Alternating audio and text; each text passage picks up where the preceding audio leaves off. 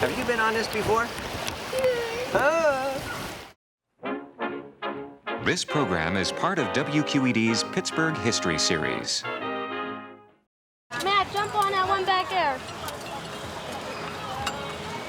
Sit on a seat, put your legs straight. Okay, you ready? Keep going, don't stop till you get to the end. All right, we have been here before. It's Kennywood, the classic amusement park with incredible wooden coasters, some vintage rides, and places for picnics. We'd come to the pavilion and have a nice picnic, all family-oriented. You'd have your friends here too, but you always stuck with the family, and then when you got older, you always wanted to just go with your friends. The park has been pleasing Pittsburghers since the late 19th century. Only this is the summer of 1988. Our excellent public TV crew from WQED was gathering footage and interviews for a program called Kennywood Memories. We shot a lot of material. And sometimes the questions, that you get asked over and over, why are you here? It's so hot. And you look at people and think, why are you here? We shot 123 20-minute tapes. After 30 years, we went into our archives and started looking at some of that old Betacam video. We put together a program called That Kennywood Summer. People seemed to like it.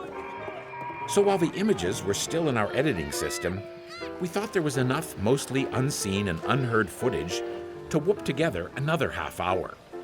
And you'll see up there, right up at the very top, is some symbols, some little skeletons. It's sort of warning you, don't stand up. Oh, I've always liked those signs a lot. So I say, let's call this program Don't Stand Up. And let's hope it'll give you a reason to stay in your seat, with your seatbelt fastened, until the program comes to a complete stop in the station. This program in the Nebby series is made possible in part by the Buell Foundation, serving southwestern Pennsylvania since 1927. By Lewis Anthony Jewelers, proud supporter of Pittsburgh and its treasures. By Huntington Bank, serving communities since 1866. By Levin Furniture, furnishing Pittsburgh homes since 1920. Also by the Engineers Society of Western Pennsylvania. By Henny Henninger. By the Lincoln Pharmacy in Millvale. By Mancini's Bread, by Pamela's P&G Diners, and by all 1,411 backers of our Nebby Kickstarter. Thanks to everybody.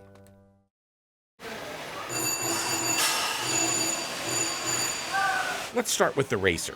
It's no ordinary roller coaster. It was built in 1927 during the golden age of roller coaster building in America. It was originally built by John A. Miller. Kennywood historian Charles J. Jackways Jr. knows lots about the Racer.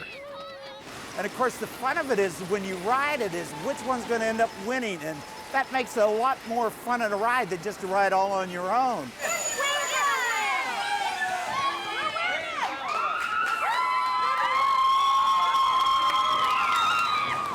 A ride operator here may know a lot too. When we release the trains, if we release one sooner than the other, that's usually the car that'll win. But usually the one that's up the incline first, that's the one that'll win. All the energy's right at the beginning of any roller coaster just to get you up, and then from then on it's a gravity ride the whole way around. All the ups and downs and bumps and bends, they're all gravity. It's a wonderful design. I still love that idea of going to loading platform, starting on the one side, and when you come back in the loading station, if you look at it, you wonder, how did I get on the other? Where was the switchover made?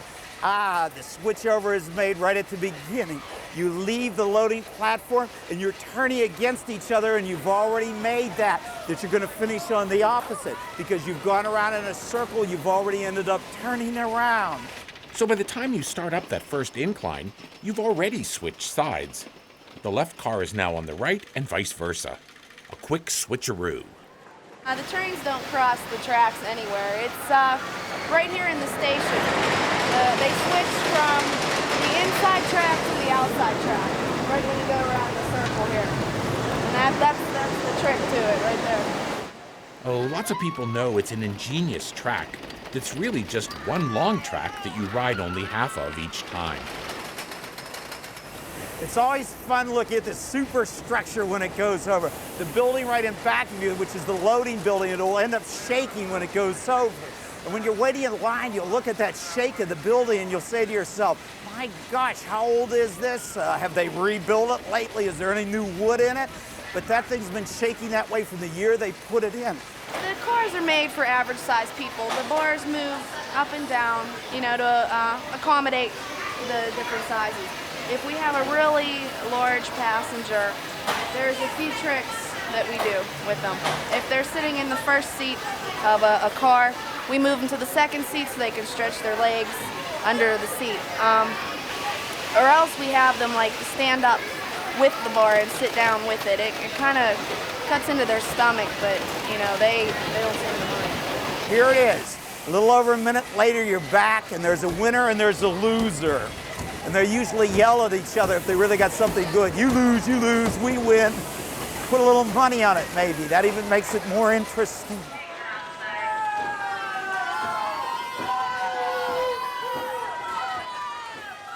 It was a good race, yeah. But what happened? But we lost. Why? Because we were on the wrong side. They had a desperate. Although this is the mildest of all. It's a lot milder than the Jackrabbit with the double dip. It's certainly a lot milder than the Thunderbolt. It's all a psychological danger, and it's built in. It's the idea of when you ride these rides that you're totally out of control, and are you going over the edge? A roller coaster, it's that tick, tick, tick as you go up that lift hill. If you've never ridden them, that's the sound like it's almost driving the nails into your coffin as you're on your way up. You think, if I get up there, my goodness, what's going to happen? Is it going to break loose? Am I going to fly out of it? Is it going to come off the tracks? Really, that's meant, that thrill, that sense of that it's exciting and out of control. That's very carefully built in. As you leave one ride and try to figure out what's next, you often consider how mild or wild the next ride should be. Perhaps the mildest ride in the park is the train. In 1988, it was called the Hoot and Holler Railroad, but it's had several names since it debuted as the Little Choo Choo in 1945. Who rides it? Everybody from young to old. We have people, babes in arms, to older people, senior citizens and really old people. Usually people are really cooperative. They do whatever we ask. Occasionally you get people who decide they're going to do their own thing, and it all boils down to safety. We just want to make sure everybody's safe all the time.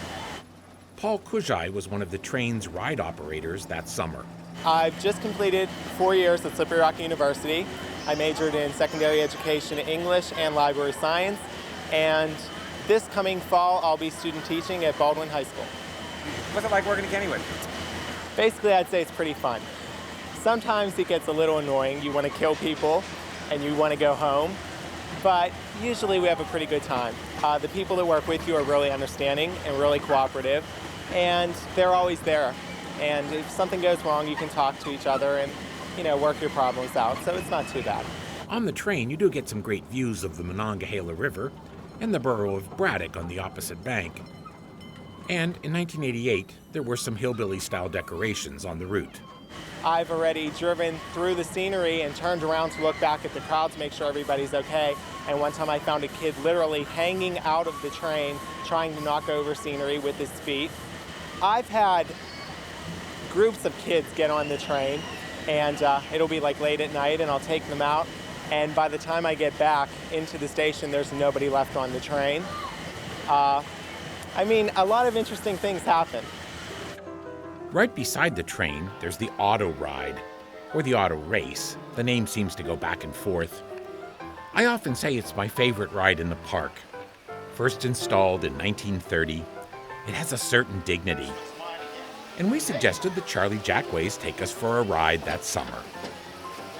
All right, great to be back on the auto rides. Dates from the 1930s, a great ride, electrical. I can remember riding it when I was about 11 years old, driving. I think it's the last time I drove. I rode with all my children, and my children drove me around. I had to respect. But I love the wood on this ride. And you go thumpy, thumpy up and over, and you feel, am I really driving, or is it driving me? The ride was designed and built here by the Travers Engineering Company from Beaver Falls. And although the cars have changed over the years, it's long been a popular ride in the park. a lot of fun. Kids always enjoy it. Let's wave. Hey, there they go around the other way. I like the way it reverses. First it goes one way, then it goes back the other. Here's some more people. That's the fun, I guess, of watching all the people go by. One of our goals was to shoot the ride from many different vantage points. We know we might be able to. Through the loading station we go, waving. Oh, that's the big bend right there through the loading station. So our cameraman wanted to get a shot looking straight on a driver and a passenger. Today we'd probably rig a tiny GoPro camera, but back then, the cameraman and his assistant, along with a big, heavy, awkward video camera, all had to ride on the hood of the little auto to capture both daughter and mother. It was a good shot that we eventually used in Kennywood Memories, but when the overloaded car went through the loading station, it was faster than expected, and whoops, things went all tipsy. Nobody got hurt, but the ride was shut down, and everybody had to walk out while they checked the track. Oh, we got a nice shot. Oh, yeah. Stunt shot. We never tried that again. We didn't even return to the auto ride until the day we went to ride with Charlie Jackways. Every year they seem to redo a little bit of it. You can see as you drive along, it's sort of like a boardwalk. They redo little sections of it every year. That way they end up keeping it up. Here we come back into the loading station. Think this girl will stop us? Oh, she knows how to ride right in. She's a good ride operator. Wow, the only time with that, I got to ride it all alone. That's great. That's one of the bumpiest rides around. Oh, you know, there are lots of bumpy rides, including the Kangaroo, that's really built around a bump. Now, park historians will tell you there's been a Kangaroo ride at Kennywood since 1962. It's a ride that's generically called a flying coaster. Also, since 1974, the park has had a costumed mascot character called Kenny Kangaroo. Is there a clever connection? Or was it just alliteration that caused the creation of kangaroos at Kennywood? We spent a lot of time with Kenny that summer of 1988. Kenny doesn't talk, but I even tried an interview. And what are your favorite rides here at Kennywood?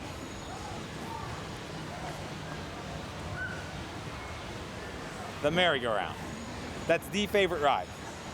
No, there's another one. You like the Kangaroo ride. We also interviewed the girls who played Kenny that summer in their hideaway down under the lagoon stage.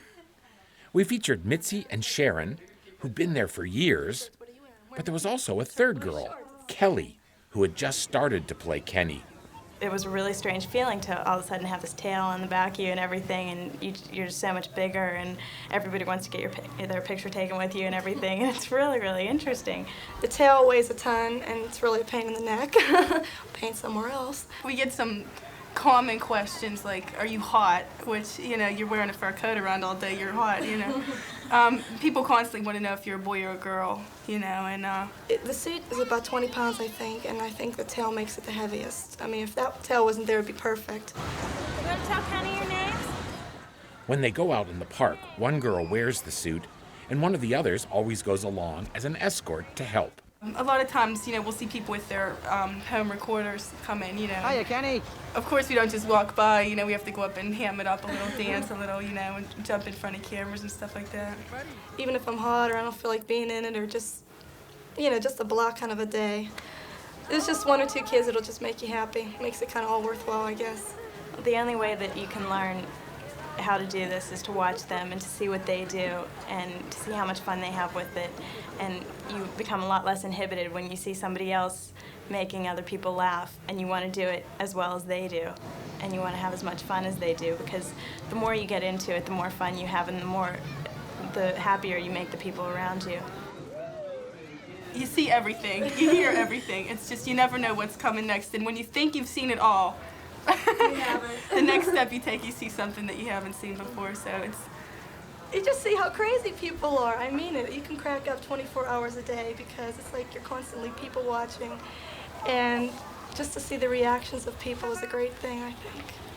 Like Mitzi always talks to a bunch of, you know, if she sees like an old couple over there, and she just loves them. She runs over and hugs them and kisses them and everything. And we talk to everybody, but Mitzi's kind of fond of the older generation. It's a lot of fun. The minute we open the door, it's like we talk about what happened yesterday and what happened 2 days ago and what happened last week, and we rehash it over and over and over again.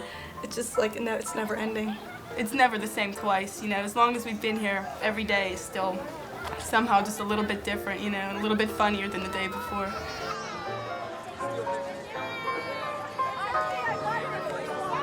All this craziness with Kenny may make you thirsty, and lots of kids in the late 80s remember an icy cart by the carousel that sold cold, sugary fruit drinks out of cool, colorful plastic containers. One grape. There you go. Here, Stacy, get it. Thank you. Thank you. They were called souvenir sippers, and they came with fun straws, a curly, convoluted way to consume the contents. Yeah, it's pink lemonade and lemonade. How much are they? $1. I want this. But kids had to choose.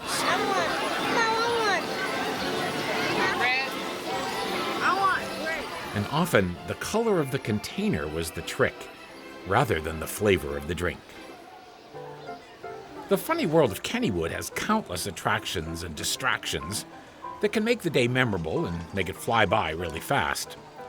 Kennywood has always strived to be clean and litter-free, and in Kittyland, kids have learned to love the vacuum-powered, trash-eating Leo the Lion for many years. I eat paper cups and paper napkins and chewing gum wrappers and empty cigarette packages. I eat paper plates, too, and drinking straws and all kinds of other paper scraps. Because I'm a paper eater, Leo, the paper-eating lion.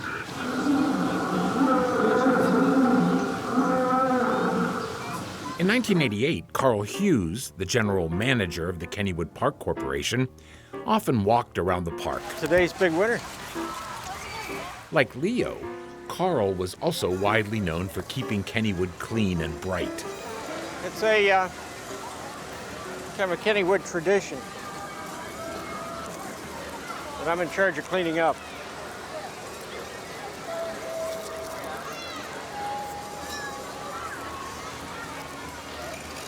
Now I have to look for a trash can. At this point, Carl had been working summers there for over 30 years. I can remember when we had a swimming pool, and we could come out in the mornings and it would be just covered with gray from the mills. And as much as you liked the fact that people were working, that grit and that grime and trying to keep the place clean, it just was, we had to cover our rides at night. We don't cover them anymore. But we had to cover all our rides at night. It was just a normal routine. So you didn't have to clean them off in the morning. But even then, you couldn't throw covers over the great old roller coasters. Well, we never appreciated the coasters for a long time, till we built the Thunderbolt in 1968. And it got such immediate attention that we realized that, boy, this is something, really special. And then we started getting visitors from all around the country, people who had no interest in amusement parks except to ride coasters. They weren't owners, they weren't managers, they weren't members of our trade association. They just liked to ride roller coasters. And in the late 1980s, there was still the shuttle loop coaster called the Laser Loop. The ever-vigilant and usually sure-footed Brian Bartley and Gino Chambredon had to do a lot of daily maintenance on this steel track and its train. There's pushing and pulling, inspecting and lubricating, constantly looking for potential problems. What's the worst part of all this, maintenance stuff here? Climbing, especially after it's a rain or during a rain. It has to be checked. It's like a big ladder with big steps, long steps. We try to alternate which way we go every day We'll go one way one day, I'll go that way the next day. It's like double checking each other. There's a chance I miss somewhere, there's a chance he might miss some. I might pick it up, he might pick it up. Hopefully nothing will be picked up. We feel we're pretty good. We're required at least to run it once every day whenever we check it.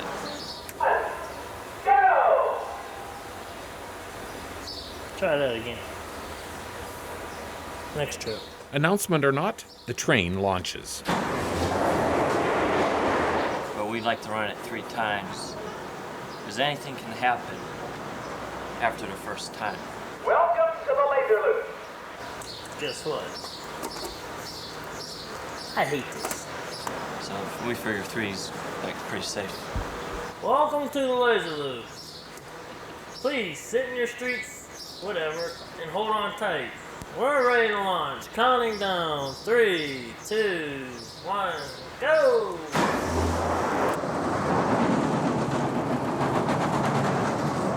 You won't get hurt. No. Plus you won't fall out. There's no Other way than you getting can fall out. nauseated, that's about it. It's safe. Braddock looks nice too. Yeah. Get a nice view of the area. All these rides that whirl you upside down and shake and spin you might also cause you to inadvertently drop or lose something out of your pockets. Back in 1988, the Lost and Found was not far from the laser loop, and Naomi Jones was in charge. And this is all stuff that I've gotten in recently that hasn't been reported. We put a card on them that tells where it comes from, and it's not reported. And just hope there's no ID in it that I could call them or that, you know.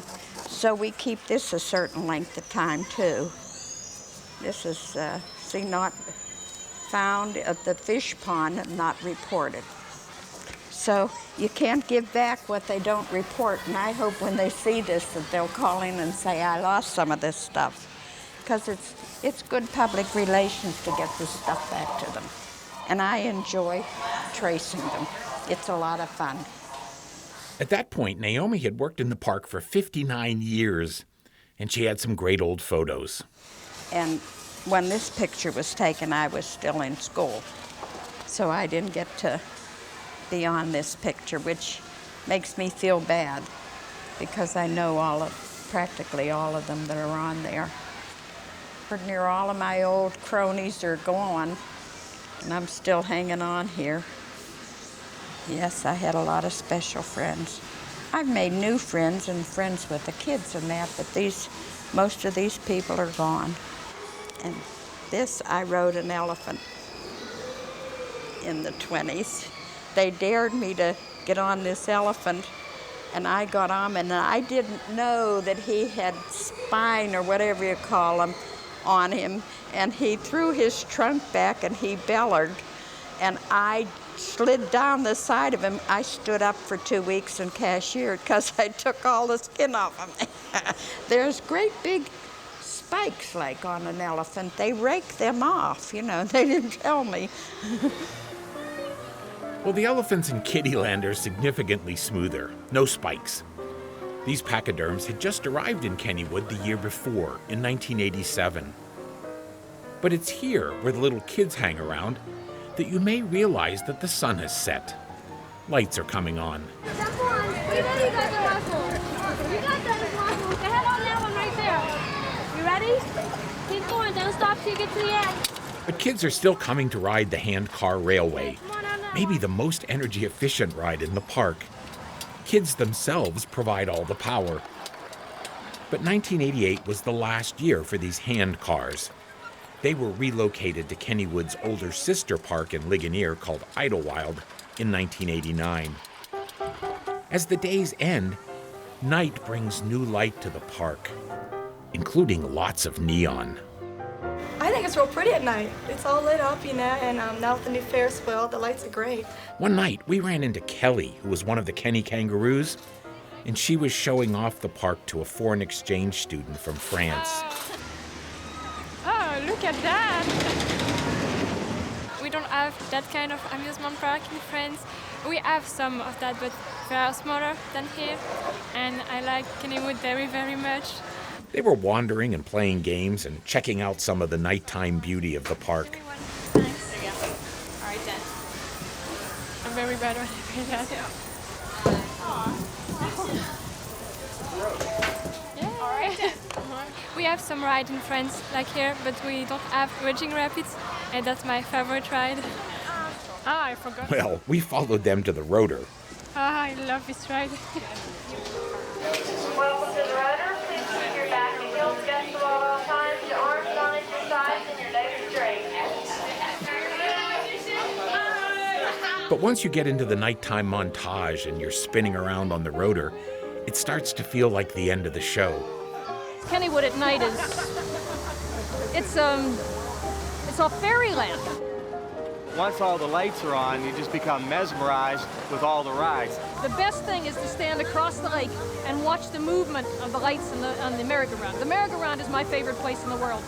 It's just always been here as far as I'm concerned. You know, I mean, I think that's that way to a lot of people. It has always been here. It's just such an interesting business. You're never bored. You never get tired of it. Oh, things change at Kennywood. Parts of it seem eternal, but that may be just an amusing illusion. I'm having so much fun, Erica. And getting to share some of these images that were stored away for years just makes it seem all more legendary. You know, they don't let Gino oil the track like this anymore.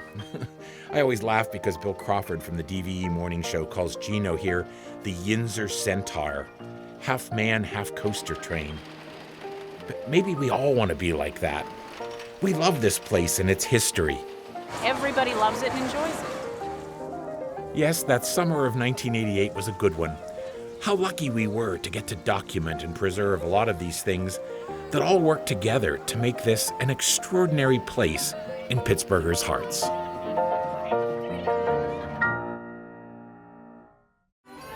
right, here we go. And it looks like our stuntman is going to survive. I'll let a hand for Dave's suicide siren.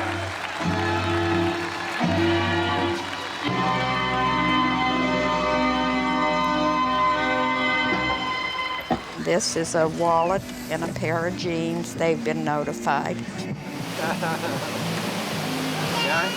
I think that was enough for me.